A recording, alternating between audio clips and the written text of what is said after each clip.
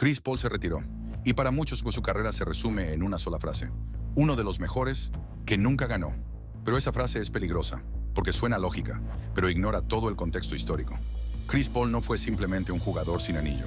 Fue una anomalía estadística, que jugó en la era más cruel posible para un base de control. Y para entender su legado, no basta con decir qué hizo. Hay que entender cuándo, contra quién y en qué condiciones lo hizo. Chris Paul se retira como tercero en asistencias históricas y tercero en robos históricos en la NBA. Eso, por sí solo, ya suena impresionante. Pero el contexto lo vuelve absurdo. En más de 75 años de historia, solo dos jugadores han terminado top 5 en ambas categorías, John Stockton y Chris Paul. Y aquí viene lo importante. Las asistencias miden creación de ofensiva. Los robos miden anticipación defensiva. Es decir, CP3 no solo producía puntos, también quitaba posesiones. Eso lo coloca en una categoría que no tiene que ver con estilo, sino con impacto total en el juego. Ahora vamos a la parte que casi nadie explica bien. Chris Paul terminó su carrera con más de 11,000 asistencias y un ratio asistencia-pérdida cercano a 4-1. Eso significa algo muy concreto. Por cada pérdida de balón, Chris Paul generaba 4 canastas directas para su equipo. Para entender lo raro que eso es, vamos a compararlo con otros nombres. Magic Johnson terminó su carrera alrededor de 2.9-1. LeBron James, que ha sido el sistema ofensivo de todas sus franquicias, está alrededor de 2.5-1. Russell Westbrook, el rey del volumen, está cerca de 2-1. Chris Paul fue el más eficiente entre todos los grandes generadores históricos, no porque arriesgara menos, sino porque leía mejor. Chris Paul nunca fue el base más rápido, nunca fue el más atlético, nunca fue el más espectacular, pero entendía algo mejor que nadie: el ritmo del partido. Si un juego estaba descontrolado, CP3 lo bajaba. Si una defensa estaba desordenada, CP3 la castigaba con 2 pases, no con una jugada heroica. Por eso sus equipos siempre ejecutaban mejor en finales cerrados. No era magia, era procesamiento. Aquí entra un patrón histórico que define toda su carrera. Nunca, escucha bien, nunca jugó en un equipo que ganara menos partidos después de su llegada. Ejemplo claro: Phoenix, temporada 2019-20, 34 victorias, fuera de playoffs. Llega Chris Paul en 2020-21. Resultado: 51 victorias finales de la NBA. Y esto no fue un caso aislado. En New Orleans, la franquicia pasó de irrelevante a competir en el oeste. En los Clippers, pasaron de ser un chiste histórico a un contendiente constante. En OKC, un equipo sin estrellas llegó a playoffs cuando nadie lo esperaba. Eso no es casualidad, eso es estructura. Ahora vamos a la parte incómoda, la que siempre se menciona, pero casi nunca se explica bien. Se dice que Chris Paul falló en playoffs, pero veamos cuándo y cómo. 2015, con Clippers. CP3 se pierde juegos clave por lesión en el muslo cuando estaban en plena serie competitiva. 2016, nuevamente lesiones limitando su impacto en rondas avanzadas. 2018, con Houston. Finales de conferencia contra Golden State. Chris Paul se lesiona después del juego 5. Houston iba arriba 3-2. CP3 no juega los últimos 2 partidos. Ese mismo equipo falla 27 triples consecutivos en el juego 7. ¿Eso es un colapso individual o es una ausencia en el peor momento posible? Este patrón se repite no por falta de talento, sino por fragilidad física acumulada. Y aún así, hubo un año donde todo cuadró. Chris Paul tenía 36 años, fuera de su prime físico, pero lideró la liga en eficiencia clutch. Phoenix fue top 5 en net rating, y por primera vez el control mental del juego le dio ventaja real en una serie de finales. Hasta el juego 3 de las finales, Phoenix estaba arriba en la serie y controlaba el ritmo emocional. Chris Paul no estaba dominando con explosividad, estaba castigando errores, pick and roll corto, mid-range automático, lectura constante de ayudas. Pero a partir del juego 4, la serie cambió. Milwaukee ajustó defensivamente, más físico, menos espacio. Y aquí aparece el factor que ha perseguido toda la carrera de CP3: el cuerpo. Chris Paul no desapareció, se desgastó. Cuando tu juego depende de frenar, arrancar, cambiar de dirección, castigar desde el mid-range, el desgaste físico se nota más que en un jugador explosivo que vive del primer paso.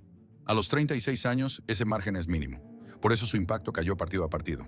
No por falta de IQ, por límites físicos reales. Comparación histórica necesaria. Aquí es donde hay que ser justos. Chris Paul no es el único base histórico sin anillo. Steve Nash nunca ganó un campeonato. John Stockton nunca ganó un campeonato. El líder histórico en asistencias. Isaiah Thomas ganó, pero solo cuando tuvo un contexto perfecto. La diferencia es que CP3 jugó su prime en el oeste más competitivo de la historia. No en una era de transición, no en una conferencia débil. Eso importa. La parte problemática, lesiones y reportes. Ahora sí, vamos a lo incómodo. A lo largo de su carrera, Chris Paul fue uno de los jugadores más reportados en listas de lesiones, temporada tras temporada. Muslo, rodilla, mano, isquiotibiales, especialmente desde los 30 años en adelante. No eran lesiones catastróficas, eran lesiones acumulativas. Eso lo obligó a perder ritmo, limitar minutos, ajustar su juego constantemente. Y en playoffs, eso es letal, porque no te puedes esconder. Aquí es donde el legado de Chris Paul se vuelve incómodo, porque su problema nunca fue solo el cuerpo, también fue su forma de liderar. En sus últimos años empezaron a aparecer reportes que ya no hablaban de baloncesto, sino de tensión interna. En diciembre de 2025 sale un reporte fuerte. Chris Paul y el cuerpo técnico de los Clippers dejaron de hablarse durante semanas, no por una discusión puntual, sino por críticas constantes, correcciones públicas y una exigencia que ya no todos estaban dispuestos a tolerar. No era rebeldía, era desgaste. Y esto no era nuevo. En Houston, en 2019, su relación con James Harden fue descrita con una sola palabra: insalvable. Chris Paul quería dirigir, quería corregir, quería ordenar cada detalle. Harden quería libertad, espacio, control total. Dos visiones opuestas, mismo vestuario. El resultado fue ruptura. Durante su último tramo, empezó a circular un término incómodo: locker room lawyering. Chris Paul discutía reglas, interpretaciones, responsabilidades. Para algunos eso era liderazgo, para otros se volvió disruptivo. La misma obsesión por el control que elevó equipos durante años empezó a cansarlos. Harden se frustraba porque Paul intentaba coachearlo constantemente. Una anécdota famosa de 2019 cuenta que, tras una discusión sobre el espaciado en la cancha, Harden le respondió: "Contigo siempre es alguna f***ing cosa". Y hasta su retiro fue abrupto. Febrero de 2026. Después de ser apartado, cortado y enviado a casa, Chris Paul anuncia su retiro sin gira, sin despedida en cancha. Solo un mensaje corto. Como su carrera al final, directa y sin concesiones.